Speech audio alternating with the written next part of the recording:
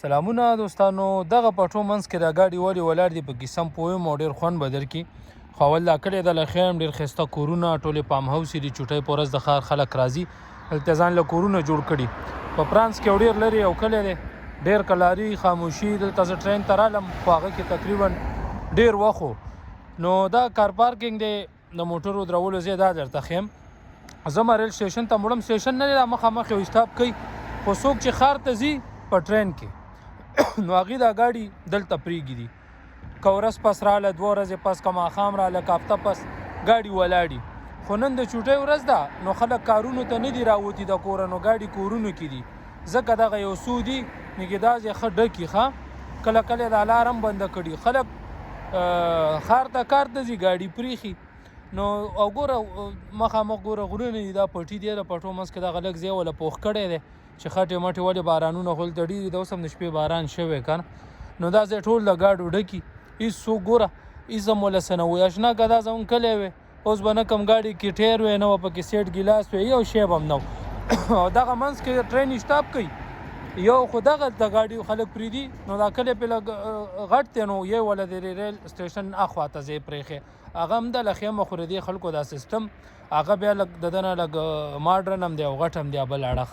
او ګوره دلته ټولې کمپنۍ دي، خلک کارونو ته راځي او کورونه هم شته. نه مخامخ ترانسپورټ ګوري څومره ولاړ دی، غټ غټ دلته ډېرې غټې کمپنۍ دي اورې. او نور کلی هم ډېر زبردست کلی دی. دا ګوره دې کور والا ته دا سار دی اوده دي که نه. او دلته ریل سټیشن خو ما تاسو راښولي، تاسو له خپله هم پته ده ډېر ښایسته یې ټوله شیشه او حساب کتاب په دا کلی دی. په دې دومره خواري نه ده کړې ګوره وله اخوا مړمه بل هم دی دلته. نو د دې نظام سیسټم وګوره، حکومت د خلکو ضرورتونه پوره کوي. والله که چا سوچ هم راځي چې یاره موږ به غله وکړو پوه شو.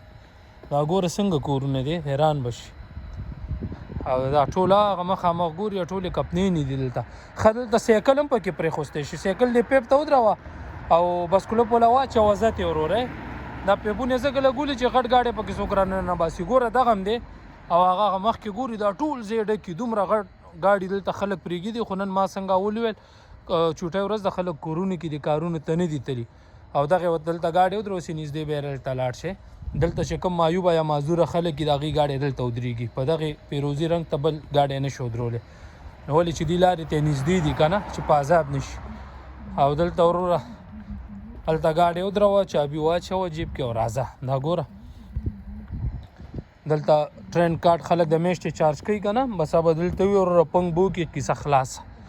نو دا خبرې اترې دي. او ګوره دلته زه نور څه وښیم یاره ټوخېږو، موسم بدل شو. ګوره دغه وله کوټه غونته جوړه کړې، باد باران نه پې سړی بچي. شاته وګوره جوار ولاړ دي پټو منځ کې ځنګل کې. دلته سکرین کې د ټایمونه ښیي چې څه وخت به ټرین راځي که نه. او دلته هغه دا تر څو چې دا توره لاره هلته ټول ولاړې ولې ټرین ډېر اوږد دي. نو څوک هلته څوک دلته دروازو ته زر زر وروخیږي. ورکوټ اسټاپ ته 1 منټ ته خالي ټرین ودرېږي. دغه ناستې ځایونه جوړ کړي دي. ښار کې خو ډېر ښایسته وي که نه، خو کلی دی بس دومره څوک شته نه. ټوله ورځ کې 4-5 اسټاپه ټرین کوي، نو څه له پې دومره خرچه وکړي ګوره. او دې ته هم ګوره ګن ته وته خامخه پلاسټک اچولو ته هم کس راځي. نو یو ښایسته نظام سیسټم یې جوړ کړی، که ځنګلي که پټو منځ کې. خو دا خلک خپل عوامو ته خپل ولس ته سهولت ورکوي. که ټیکس تیلي واپس د دې په اسانتیا وانې لګي. نو یو ښایسته ځای دا پارکینګ ماله ډېر عجیبه ولګېدو. تاسو له بیا هم خوند درکړی.